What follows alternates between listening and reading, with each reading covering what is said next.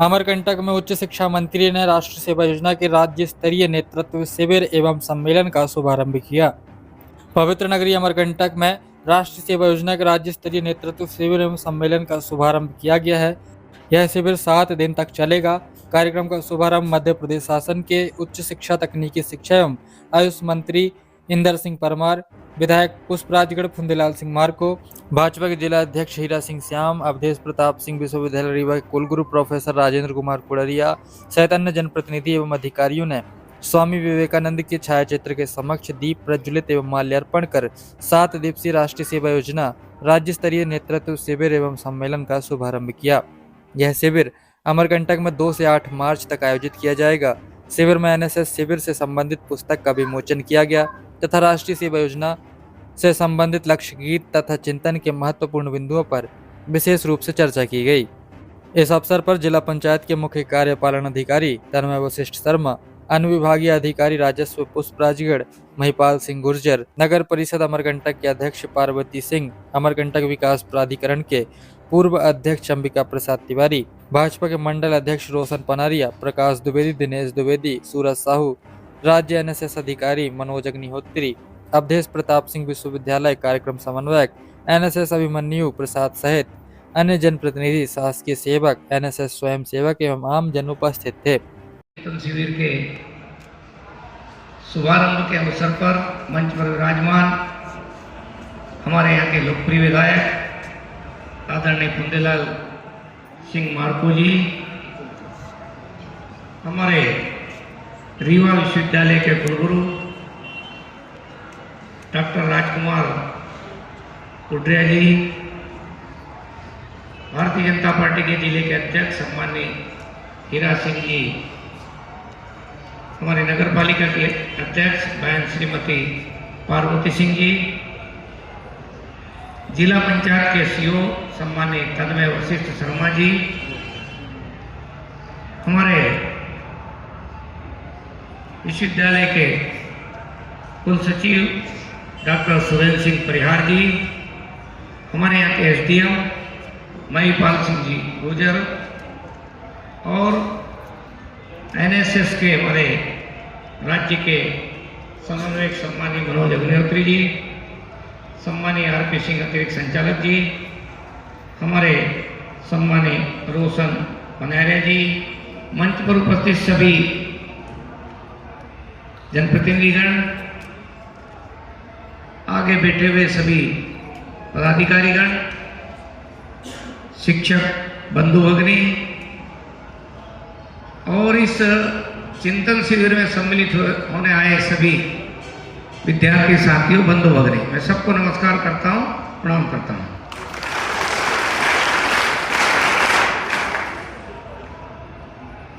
आज जहां से मां नर्मदा का उद्गम स्थल है, एक प्रकार से हम मां नर्मदा की गोद में इस चिंतन शिविर का एक अवसर हमको प्राप्त हुआ है। तो निश्चित रूप से जो मां की गोद का अनुभव है, मां की गोद का सुख है, मां की गोद का आनंद है, मैं समझता हूं उसी भाव के साथ में मां नर्मदा के साथ में एक रूप हो जाए। मैं विश्वास के साथ कहता हूं कि मां नर्मदा हमारे जीवन को श्रेष्ठतम ऊंचाई तक पहुंचाने के लिए हमको आशीर्वाद देने वाली है। हम जानते हैं कि एक मां होती है जो जन्म देती है, जब छोटा बच्चा होता है, छोटा बच्चा रोता है तो परिवार के कोई भी व्यक्ति उसको उठाने की कोशिश करते हैं, कोई भी तो रोना बंद नहीं करता, उठा लेते हैं, जब भी रोना बंद नहीं करता है। लेकिन माँ की गोद यदि माँ स्वयं उठाती है और अपने गोद में लेती है तो बच्चा रोना बंद कर देता है। ये उस बच्चे को ही अपनी माँ की गोद का सुख और आनंद अनुभव होता है। दूसरी माँ हमारी होती है धरती माता, जो धरती माँ के जन्म के बाद में पूरे जीवन भर हमारा बोझ उठाती है, हमारी चिंता करती है, हमको हवा देती है, पानी देती है, हमको अन्न देती है। वो धरती माँ भी उसी प्रकार से हमको सुख और आनंद देती है जिस प्रकार जिस माँ ने हमको जन्म दिया है और उसकी गोद हमको आनंद देती है। और तीसरी जो माँ है, जो अलग अलग क्षेत्र में अलग अलग रूप में हम देखते हैं। अभी महाकुंभ प्रयाग में समाप्त हुआ है। देश ही नहीं दुनिया के लोग उस गंगा मां की गोद में बैठने के लिए आतुर थे। 80-80 घंटा का जाम लगा, जिसके बाद भी मां की गोद के लिए तरस रहे थे। इसी प्रकार से मां नर्मदा की गोद, ये मां का किस रूप में हम साक्षात्कार करेंगे तो वो अनुभव हमको जरूर होगा। इसलिए आप लोग यहाँ 7 दिन रुकने वाले हैं। 7 दिन सुबह उठ करके मां नर्मदा की गोद में जरूर जाइए और मां से कहिए, हे मां, तू हमको पानी देती है जिससे हमारा जीवन है, तेरे पानी से हमारी फसल लहराती है। ये जो जल है ना, चाहे वो मां नर्मदा का हो, चाहे मां गंगा का हो, मां क्षिप्रा का हो, मां सरस्वती का हो, मां यमुना का हो, ये जल एक ही रूप है। इसलिए आप मां नर्मदा से जरूर प्रार्थना करिए और उस भाव के साथ करिए कि हमारे यहाँ की जो स्थानीय नदियां बहती है, उन स्थानीय नदियों में भी मां नर्मदा का ही पानी है, मां नर्मदा का ही पानी है। और मुझे विश्वास है कि आप, क्योंकि आयोजन इसी रूप में किया है, नहीं तो एक छोर में जल लाने की कोई आवश्यकता नहीं थी। लेकिन हमने कहा अमरकंटक में करिए, मां की गोद में इस बार हमारे विद्यार्थी चिंतन करेंगे, मनन करेंगे। और चिंतन और मनन किसका करेंगे? राष्ट्रीय सेवा योजना का कार्य एक उद्देश्य के साथ प्रारंभ हुआ। हम जिस समाज में पैदा हुए हैं, जिस कुल में पैदा हुए हैं, जिस प्रदेश में पैदा हुए हैं और जिस देश में पैदा हुए हैं, उस देश के लिए क्या हमारी भी कुछ जवाबदारी है? क्या जिस गली मोहल्ले में हम बचपन में खेले हैं, वहां की धूल हमसे लगी है, वहां का कीचड़ हमसे लगा है, कभी किसी ने पकड़कर हमको उंगली पकड़ करके अपने घर से बाहर लेकर के गए हैं, कभी किसी ने 2 शब्द बोलना सिखाया है, किसी ने बोलना सिखाया बोलो माँ, किसी ने बोलना सिखाया बोलो पापा, किसी ने बोलना सिखाया काका मामा मामी नाना नानी दादा दादी, और किसी ने चलना सिखाया तो किसी ने समाज का परिचय करना सिखाया। इस सब का कर्ज हम सब पर है, मेरे पर भी है और आप सब पर भी है। और इसलिए जब हम शिक्षा ग्रहण करने के बाद आगे जाते हैं तो हमें क्या अनुभूति होती है? इस शिविर के माध्यम से हमको यहाँ के समाज जीवन की अनुभूति ग्रहण करना है। क्या क्या हम किसी गांव में हमारे ग्रुप जाए तो वहां क्या लगता है, कैसा समाज है, कैसे व्यवहार करते हैं लोग। एक अनुभूति में बता रहा हूं, सुनाना चाहता हूं। कुंदीलाल जी, एक उपचुनाव था बुरहानपुर का, वहां मेरी ड्यूटी लगाई गई थी प्रचार करने की। एक गांव सूर्यास्त हो रहा था, गांव था छोटा सा, वहां फलिए बोले, जो मजरे टोले होते हैं ना उसको फलिए बोलते थे, आदिवासी समाज का गांव था। जिस घर में बैठे थे वहां को बिठाया, सूर्यास्त हो चुका था, अंधेरा हो रहा था। वो जो हमारा कार्यकर्ता था, हमारे साथ बैठा था, उसकी पत्नी अंदर हमारे लिए चाय बनाने के लिए गई। इतने में उसका छोटा बच्चा, मैं समझता हूं कि 6-7 साल का बच्चा हो, एक नींबू लगा था बाहर आंगन में, नींबू का पेड़ था, उसमें नींबू लगे थे, तो नींबू तोड़ने लगा।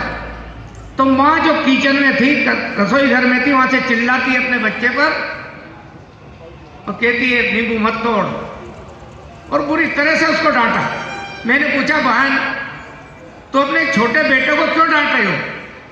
उन्होंने कहा भैया, उन्होंने अपनी भाषा आदिवासी वहां जो बोलते हैं उसमें कहा कि हम आदिवासियों में ये सूर्य अस्त होने के बाद, यानी सूर्य डूबने के बाद में किसी भी पेड़ से, किसी भी वृक्ष से पत्ती भी नहीं तोड़ते हैं, फल भी नहीं तोड़ते हैं और उसको नुकसान भी नहीं पहुंचाते। मैंने पूछा क्यों, ऐसी क्यों मान्यता है आपकी? उसने एक ऐसा वैज्ञानिक जवाब दिया था, वो मुझे लगता है किसी स्कूल में नहीं गई थी, लेकिन उसके जीवन का जो ज्ञान था, वो ज्ञान कितना अद्भुत था। उसने कहा हम लोगों के विश्वास है, मान्यता है कि वृक्ष, पेड़ पौधे सो जाते हैं और सोते को हम कभी सताते नहीं हैं।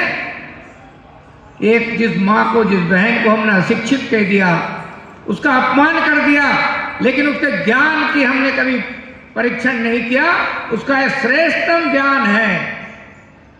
इसलिए हमारे देश की परंपरा में ऐसे कई सारे समाज जीवन में अनुभव हमको आते हैं। मां नर्मदा के उद्गम स्थल पर हमें ये भारत के उस ज्ञान की, भारतीय ज्ञान परंपरा का भी एक स्रोत है। यहां से ज्ञान मिलेगा, अद्भुत ज्ञान मिलेगा। और कौन सा ज्ञान मिलेगा? हम सब लोगों को बहुत सारे भ्रांतियों के आधार पर हमको बताया गया है। भ्रांति है क्या? भारत स्वतंत्र हुआ, उसके पहले जब अंग्रेज आए थे, तब हमारा देश कुछ भी नहीं था। जो कुछ आया है, जो कुछ किया है, की नर्मदा मैया की। आज के इस कार्यक्रम के सम्माननीय मुख्य अतिथि, मध्य प्रदेश शासन के कैबिनेट मंत्री, उस शिक्षा विभाग जिनके कृतित्व और व्यक्तित्व के धनी आदरणीय परमार साहब जी, मां नर्मदा की पवित्र गोद में हमारे मध्य प्रदेश के विभिन्न विद्यालयों से आए राष्ट्रीय सेवा योजना के इस चिंतन और मंथन शिविर में भाग ले रहे सभी कैडेट्स, बालक और बालिकाओं को अपनी ओर से हार्दिक स्वागत और अभिनंदन करता हूं। आज का यह शिविर आपको बालक और बालिकाएं अपने शिक्षा के साथ साथ जब कोई मास्टर डिग्री कर रहा है, बैचलर डिग्री कर रहा हो, और विद्यालय से जब आप अध्ययन करके बाहर निकलें, और इसी के साथ हमारी नैतिक कुछ जिम्मेदारियां भी हैं कि जिस देश जाति ने जन्म लिया बलिदान उसी पर हो जावे, तो हमारा कर्तव्य भी है ये समाज के प्रति, ये राष्ट्र के प्रति, और इतने बड़े राष्ट्र में, देश में जहां हम निवास कर रहे हैं, वहां हमारे जब एक पढ़ा लिखा जब व्यक्ति समाज के बाहर जब जाता है, समाज में जब जाएगा, तो उसके जिम्मेदारी है कि विभिन्न कार्यक्रम जो सरकार के हमारे चलाए जाते हैं, चाहे वो ग्रामीण विकास के हो, वो कैसे हम गांव तक उनको पहुंचाएं, इसका भी आपको उनको जिम्मेदारी होता है कि कोई हर बालक और बालिका कोई गांव से है, कोई कस्बा से है। हमारे बहुत सारे बच्चों का महिला बाल विकास के कार्यक्रम चलते हैं, कई ऐसे आपदा के कार्यक्रम आ जाते हैं। उस समय ये एनएसएस के हमारे जो बालक बालिकाएं हैं, हम समाज को कैसे हम दिशा दे सकते हैं, समाज को हम कैसे, समाज के लिए हम क्या सेवा कर सकते हैं, ये राष्ट्र को हम कैसे एकता के सूत्र पर बांध सकते हैं। क्योंकि हम इस देश में पैदा हुए हैं, इसलिए हमारा नैतिक जिम्मेदारी भी है। और आज ये मां नर्मदा की जहां गोद में बैठ करके अब 8 दिन तक आप आदरणीय पूज्य गुरुजनों के आशीर्वाद मिलेगा, मार्गदर्शन मिलेगा। मैं तो धन्य हूं आदरणीय उच्च शिक्षा मंत्री जी का। अब मैं आपको जानता हूं, आप शिक्षा मंत्री भी थे। जितना सरल सहज आप ऊपर से दिख रहे हैं, उतना अंदर भी ऐसा नहीं। जिनका बच्चों से अथक प्यार, चाहे वो शिक्षा मंत्री के जब रहे हो तो, और आज उच्च शिक्षा मंत्री के रूप में भी आपका चिंतन और आपका सोच बच्चों के सर्वांगीण विकास की दिशा पर है कि हम कैसे आपको सर्व सुविधा युक्त शिक्षा दें, कैसे आपके भविष्य को हम आगे बढ़ाएं। और वो बालक जो महाविद्यालयों में विद्यालयों में अध्ययन कर रहे हैं, उसके अंदर जो छुपा प्रतिभा है, उसको हम कैसे तरह से कैसे ढूंढें।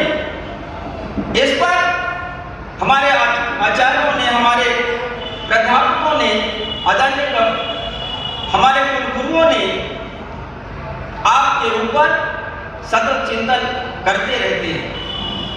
और मैं चाहता हूं कि ये मां नर्मदा की है कंकड़, हर कंकड़ हमारा शंकर है। जहां से 3 नदियां प्रवाहित हो रही हैं, कोई ऐसा दूसरा जगह नहीं है जहां एक ही जगह से 3 नदियां, जिसका जो है पुराणों में इतिहास है। मां नर्मदा यहां से पश्चिम की ओर प्रवाहित हो रही है। ये भी हमारे लिए आप चिंतन करेंगे, मनन करेंगे कि क्यों पश्चिम को सारे नदियां उत्तर से दक्षिण की ओर प्रवाहित हो रही हैं, लेकिन मां नर्मदा पूरब से निकलकर पश्चिम की ओर जिनका प्रवाह छलछल धारा बहती है और लाखों करोड़ों हमारे देशवासियों को अमृत जल प्रदान कर रही है। हमारे दूसरा है सोनभद्र भगवान, वो भी नदी हमारे प्रवाहित अमरकंटक से है। दूसरा आपका जोहिला है, जो आप अमरकंटक के पावन भूमि पर उद्गम जिसके स्थान है और वो प्रवाहित हो रही है। तो मैं मानता हूं कि जो अमरकंटक को चयन करने का और स्वीकृत माननीय मंत्री जी ने जो दिए हैं, उसका एक बहुत बड़ा कारण है। और ये कारण कि जिस तरीके से मां नर्मदा की नदी चलचला धाम से चलचला के बाहर बह रही, जो इतने बच्चे 800 बच्चे 1000 बच्चे जहां 8 दिन तक जो अध्ययन करेंगे, जिस तरीके से निश्चल अविरल प्रवाहित हो रही है, बह रही है, वैसे आपका विचार की धारा इस समाज के लिए निष्कपट आप जाकर के सेवा करेंगे, ऐसा मुझे पूरा विश्वास है।